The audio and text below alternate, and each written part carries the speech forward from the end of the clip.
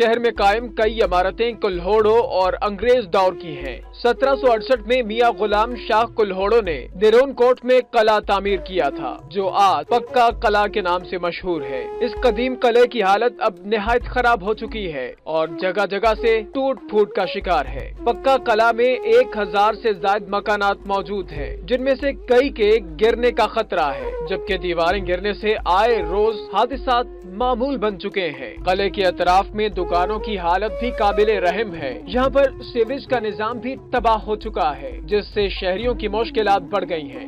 हुकूमत सिंध से ये रिक्वेस्ट है कि खुद आगे इसकी वो करे, निगरान देखे कि हालत क्या है इसकी, या तो इसकी मेंटेनेंस कराए सही तरीके से ताकि वो महफूज रह सके। पानी बहुत ज्यादा गंदा आ रहा है और वो नालियों में मिक्स हो चुका है। खुसूसी तवज्जो दी जाए क्योंकि नीचे कमर्शियल एरिया है, नीचे दुकानें हैं और किसी भी वक्त किसी बड़े हादसे का सबब बन सकती हैं। लोगों को खाली करवाने की तो बहुत कोशिश की गई है, मगर वो खाली नहीं करते।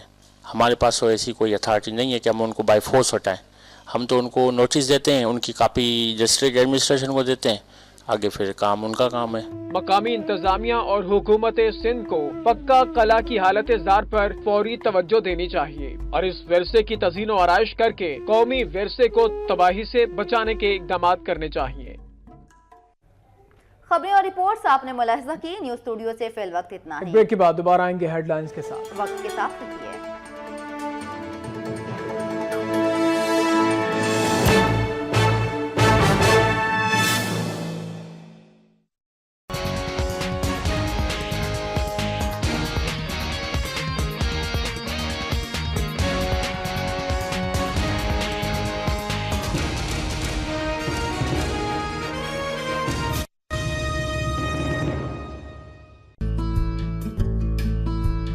You don't become the most read English newspaper in Pakistan overnight, or set the agenda for politics, culture, and change in Pakistan overnight, or win prizes for reporting in Pakistan overnight. Maybe that's why there's only one newspaper that covers the nation like it deserves to be covered.